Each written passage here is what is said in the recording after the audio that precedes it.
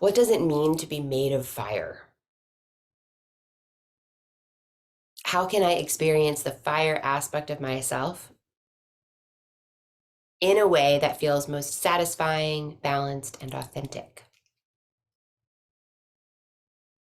How can I align this whole self in a way that properly honors my fire power? And finally, how can I be an agent of change? And the fire element is uh, associated with change, birth, death, rebirth.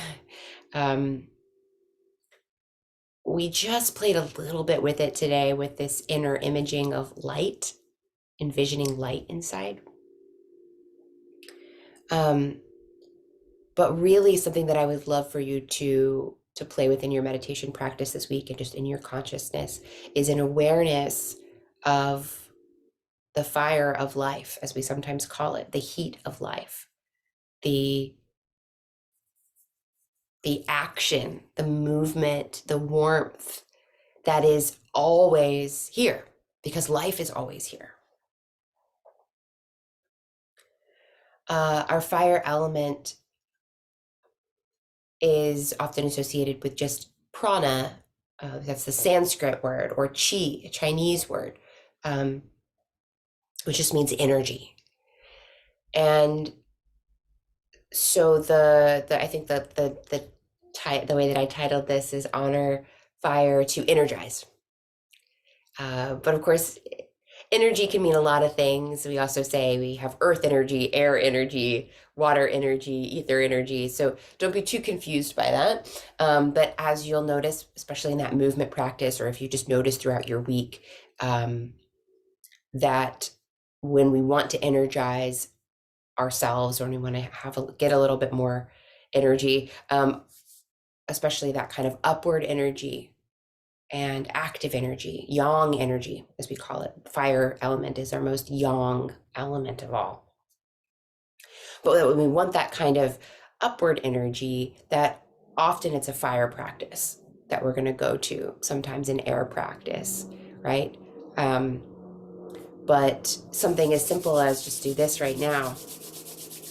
And what are we doing? We're creating friction, right? That action creates heat.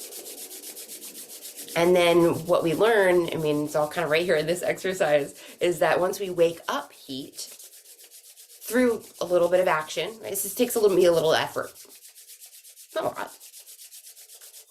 But then through my action, my effort, my energy, and I can hear the action in the sound. I can feel the action in the heat between my palms. Then once we have activated that energy, we can use it. And so now maybe you've been doing what I've been doing. I have all this prana, this chi in my hands. I can feel it. I can feel it in the terms of like it's thermodynamics. I can feel it as heat, but I can also feel tingling, right? I can kind of feel that prana directly. Now, what can I do with this? I can put them on my eyes. Oh, we used to do this at the end of my Tai Chi classes. Warm our hands, and then we would use that chi to heal our eyes, and then we would do the same thing. And you can do that anywhere, right? We would usually do our ears. So that technique right there, you could use throughout the day, right? You just rub your hands, and then anywhere that feels like it needs a little extra energy, place your healing hands there, right? And then take a moment to observe, to feel the connection. So we can wake up this chi through our fiery exercises. We can send the chi where we feel like it ought to go, it needs to go. Our fire is usually associated also with, whereas like earth, we kind of work in the lower body. Fire is usually associated with where we have our internal organs, our digestive system. Um, Agni is the name for fire in Sanskrit, and um, yeah, a lot of Agni practices have to do with waking up your digestive fire so that it can do its really important job of breaking things down. So in terms of techniques, last week we really worked with that meditation technique of being the breath, right?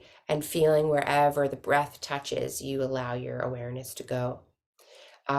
Continue with that technique or the somatic labeling, the technique from the prior week, anything that's working for you. And as we did in the meditation, you can kind of stack these. They're stackable.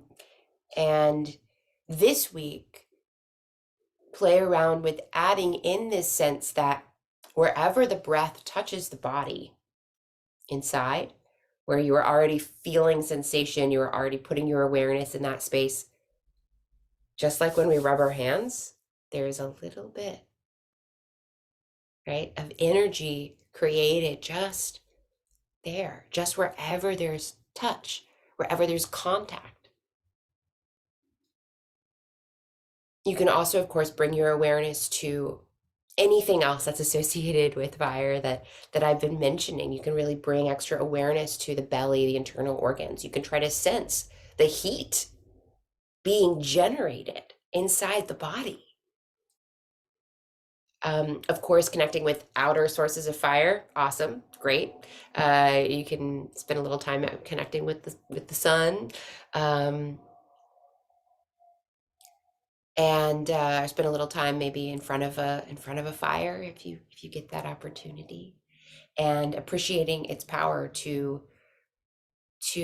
transform, to burn. Notice the sounds of that energy, right? Notice the heat of that energy, the colors of that energy. Notice the presence of this aspect in your life. That's the heart of it, right? I invite you, as you enter into this holiday season, to notice how you respond when you're trying to find that balance. Another Sanskrit word for heat is tapas, which can also just mean a discipline, or a penance almost, or like like a really tough practice that we do in order to like get to the next thing. Okay. Watch how you approach discipline and tapas, and allow yourself to stay connected. Oh, this is great. We've got a couple of things coming in. Great. Allow yourself to stay connected with this with the energies themselves, and with the truth that every energy that you have it's really good at its job. And notice if you have an extra energy, which is actually coming from the ego mind, which thinks it needs to be like the taskmaster, that's like adding in extra discipline, but not really from that place of fire. But instead, really just, it's kind of like just having an extra boss who just stands there and yells at you. This is like not really helping, not really directing the show. They're just kind of there being like. So I want you to see if you can start to trust your nature more, and your natures more, your earth and air and fire and water, to start to trust these aspects, to allow them to come in, to honor them enough to trust them and allow them to come in and do their job. And notice if you have, in other words, it's sort of like you have parts of you that are doing a job they don't need to be doing. And in a moment, we're gonna do a physical practice, and we're gonna feel really good about ourselves for doing that. But we'll play with it there, but I want you to play with it throughout the week, that you're already doing something challenging. You're already doing it. So notice if there isn't kind of extra energy that just is extra. It doesn't need to be there. And then we can just start just paying a little less attention to that aspect, right? Okay. So Holly says, I found these techniques really helpful. The earth and air awareness is helping me ground and rise. Good. Janet says, honor the air. I struggled with this and kept returning to breath and expressing gratitude for each breath. Wind unsettles me. Oh, interesting. And I return to honor the earth and ground myself. Yes. And that's such a good point, Janet. I mean, the more that we work with the elements, the more we find that the kind of innate truth to these things, wind is associated with um, yeah, with with sort of getting off the ground, you know. And so that the fact that you are finding that honoring the earth to reground yourself is is perfect. And it is all about the balance, right? We never ever see one of these elements in isolation, do we? We had a lot of wind here last night too, and you know, it, there's a primordial part of myself when I hear the wind that goes, "Oh, am I safe? Am I okay?" Because there's a danger. Any one of these elements, there's a potential danger, right? And so if we notice that there's an element, wind is called vayu in Sanskrit, and often they'll talk about an energy imbalance actually as a wind or a vayu imbalance. But the idea is that, of course, that if and sometimes, you know, Ayurvedic doctors or whatever will talk about, yeah, like you have too much of, you know, the vata wind, or a wind that's kind of going up too much, right? And you can kind of just feel what that feels like. What is the antidote? That's that earth energy. So you're finding it on your own, organically, naturally. And I know Janet needs to go at this time. So, and it's a perfect time for us to wrap this up. And again, I wish you the best of luck playing with the techniques and working with these elements. And the more that you just play with it and put it to practice, the more that you're going to learn and grow from it. Yeah, thank you. Thank you so much for being here. And we'll keep the conversation going.